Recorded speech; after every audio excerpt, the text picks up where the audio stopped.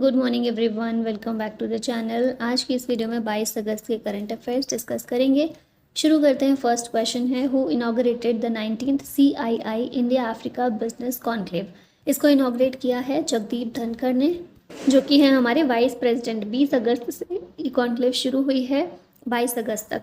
Senior ministers, policy makers and business leaders from Africa and India, इन सभी ने इसमें पार्टिसिपेट किया है। थीम इसकी है क्रिएटिंग वन फ्यूचर। इस कॉन्क्लेव का पहला एडिशन 2005 में कंडक्ट किया गया था। CII यानी कि कन्फेडरेशन ऑफ इंडियन इंडस्ट्रीज़ की बात कर लेते हैं। ये एक बिजनेस लॉबी ग्रुप है जिसे 1895 में सेटअप किया गया था as the engineering and iron trades association.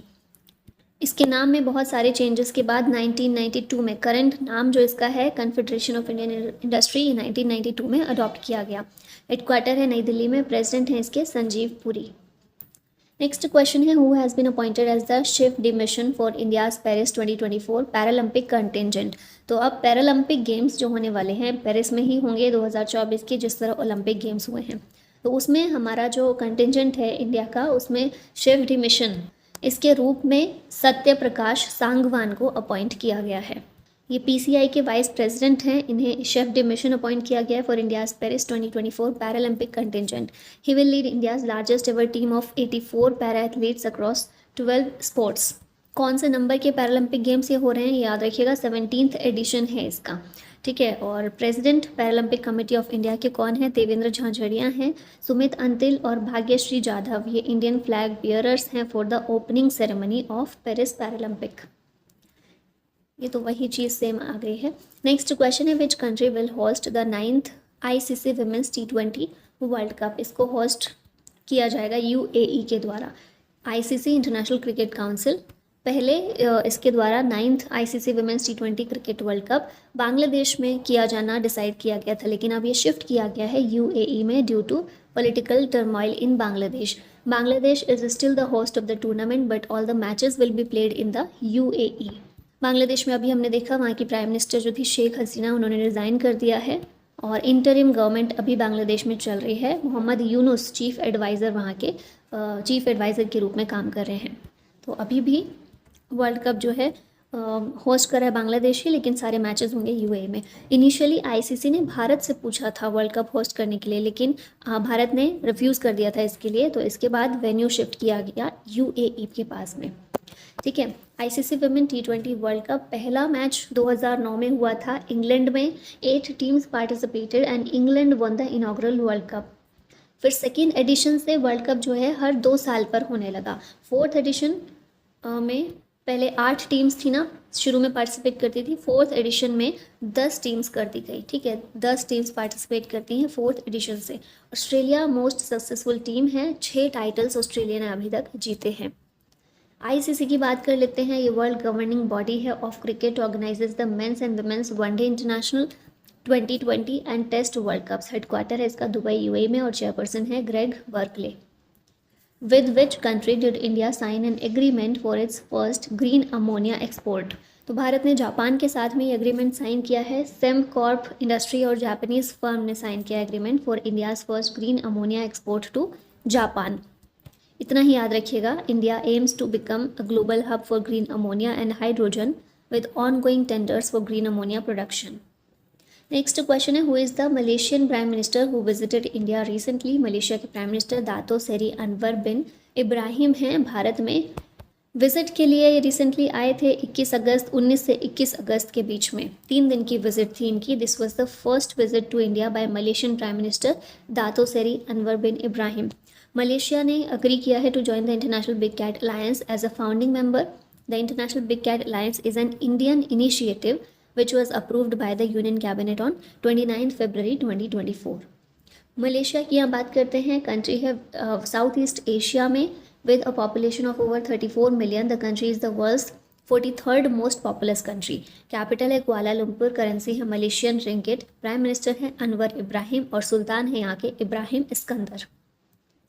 Which organization recently cancelled advertisements related to lateral entry into the bureaucracy?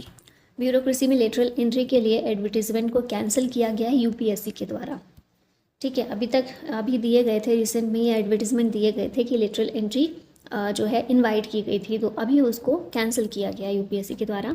Advertisement related to lateral entry into the bureaucracy has been cancelled after receiving directions from the department of personnel and training. 45 joint secretaries, directors and deputy secretaries central ministries में इनके लिए advertisement issue किया गया था। Government ने cancel कर दिया इसको due to a lack of quotas for scheduled caste and scheduled tribes. Lateral entry होती क्या है? लेटरल एंट्री का मतलब है कि जो भी ट्रेडिशनल गवर्नमेंट सर्विस कैडर हैं उससे बाहर से इंडिविजुअल्स को रिक्रूट करना, बाहर से उनको बुलाना to fill mid and senior level position. Formally 2018 में इसको इंट्रोड्यूस किया गया था। एम है इसका to resolve complex governance and policy implementation challenges by tapping into external expertise. The lateral entry was recommended by the second Administrative Reforms Commission established in 2005. क्या होता है ना, किसी भी संगठन को और ज़्यादा स्पेशलाइज्ड बनाने के लिए या फिर और ज़्यादा उसमें गुणवत्ता लाने के लिए बाहर से एंट्रीज बुलाई जाती हैं। कि मान लीजिए कोई प्राइवेट कंपनी है बहुत बड़ी, उसमें कोई काम कर रहा है बहुत सालों से, क्राइटेरियाज भी होते हैं उसके लिए कि 20 सालों से काम कर रहा हो या फिर एक्सपीरियंस उसका एक प्रॉपर होना चाहिए, तो उसको और किसी एक फील्ड में उसकी एक्सपर्टीज़ है तो फिर उसको बुलाया जाता है कि आप आकर मिड और सीनियर लेवल पोजीशन है वो फिल की जाती हैं बाहर के व्यक्ति से। गवर्नमेंट सर्विस कैडर, जो ट्रेडिशनल गवर्नमेंट सर्विस कैडर है उससे अलग। तो अब इसमें नुकसान किसका है? जो ट्रेडिशनल गवर्नमेंट सर्विस कैडर्स में काम कर रहे हैं उनका नुकसान है, क्योंकि उनका प्रमोशन रुकेगा। वो प्रमोट होके डायरेक्टर की पोस्ट पर या जॉइंट सेक्रेटरीज की पोस्ट पर आते हैं, तो अब उनकी जगह बाहर से बुलाया जा रहा है तो उनका प्रमोशन रुक जाएगा, है ना। तो ये चीज़ें प्रॉब्लम वाली हैं। और इस तरह से ये अच्छा भी है कि एक एक्सपर्टीज़ मिल जाती है कि किसी एक फील्ड में कोई एक्सपर्टीज़ है, वो अगर उस बड़ी पोस्ट पर बैठेगा तो वो और अच्छे से हैंडल कर सकता है। तो दोनों ही पहलू हैं इसके, पॉजिटिव भी है नेगेटिव भी है। फिलहाल हमें याद रखना है यूपीएससी के द्वारा एडवर्टीजमेंट निकाले गए थे लेकिन अब उनको कैंसिल कर दिया गया है। How long is PM Modi's visit to Poland and Ukraine? Ukraine और पोलैंड की विजिट पर पीएम मोदी 3 दिन के लिए गए हुए थे। एक हफ्ते पहले, कुछ समय पहले ही रशिया के लिए विजिट पर गए थे, अभी फ़िलहाल पोलैंड और यूक्रेन के लिए। पोलैंड पर कोई इंडियन प्राइम मिनिस्टर गया है 45 सालों बाद, ठीक है, पहली बार 45 ईयर्स में कोई prime minister, Indian prime minister Poland के लिए गया। Both countries are commemorating the 70th anniversary of the start of diplomatic relations at the time of the visit. Poland के डोनाल्ड टस्क और पोलैंड के प्रेसिडेंट जो है एंड्रेस डूडा, इनसे भी मिले हैं ये। इसके अलावा जो यूक्रेन के प्रेसिडेंट हैं, कौन हैं? व्लादिमीर ज़ेलेंस्की, इनसे भी मिलने के लिए 23 अगस्त को वहाँ पर ट्रैवल करेंगे। Since this will be the first visit by an Indian prime minister to Ukraine in almost 30 years since diplomatic relations were established, it is also historic visit. Poland officially republic of Poland central Europe की country है। Poland is comprised of 16th voivodeships and is the 5th most populous member state of the European Union. Capital है Warsaw, currency यहाँ की zloty है, prime minister है Donald Tusk, president है Andrzej Duda. फिर Ukraine की बात करें, ईस्टर्न यूरोप कंट्री है ये, second largest European country after Russia which borders it to the east and north east. Kyiv capital है, करेंसी है यूक्रेनियन रिवेनिया, और प्रेसिडेंट है व्लादिमीर ज़ेलेंस्की, और फॉरेन मिनिस्टर हैं यहाँ के Dmytro Kuleba. Which Indian state launched the country's first exclusive digital court of handling for handling cases under the Negotiable Instruments Act? Country का पहला exclusive digital court launch किया गया है। किस लिए? किस तरह के केसेस के लिए? नेगोशिएबल इंस्ट्रूमेंट्स एक्ट के तहत जो भी केसेस आते हैं उनको हैंडल करने के लिए किया है केरला ने। केरला में भी कोल्लम में, याद रखिएगा, justice Gavai, BR Gavai supreme court के जज हैं। इनके द्वारा online dispute resolution platform V solve virtual solution maker, इसको भी लॉन्च किया गया है, ठीक है, केरला में ही लॉन्च किया गया सुप्रीम कोर्ट के जज के द्वारा। What rare astronomical event known as the sturgeon moon occurred on August 19, 2024? ये इवेंट है super blue moon, option A correct है।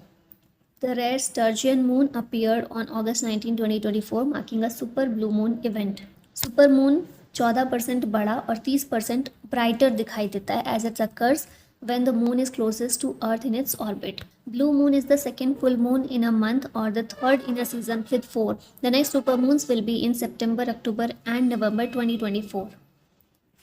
अब देखिए सुपर मून, ये अर्थ है, ये सुपर मून है, अर्थ से जब इतनी दूरी है सिर्फ इसकी, और ये हो जाता है माइक्रो मून जब ये दूरी बढ़ जाती है। अर्थ से जब सबसे ज़्यादा दूरी पर रहता है, डिस्टेंस पर रहता है, तो ये हो जाता है माइक्रो मून, और जब क्लोजेस्ट डिस्टेंस रहता है अर्थ से तो वो सुपर मून कहलाता है। ब्लू मून क्या है? Blue moon describes the situation when a full moon is seen twice in a single month. New moon का साइकिल जो होता है 29.5 डेज का होता है। A time comes when the full moon occurs at the beginning of a month and there are days left still for another full cycle to be completed. तो ऐसा महीना जब एक महीने के अंदर दो दो फुल मून हमें दिखाई देते हैं उसे ब्लू मून कहते हैं। नासा के according this happens every 2 or 3 years.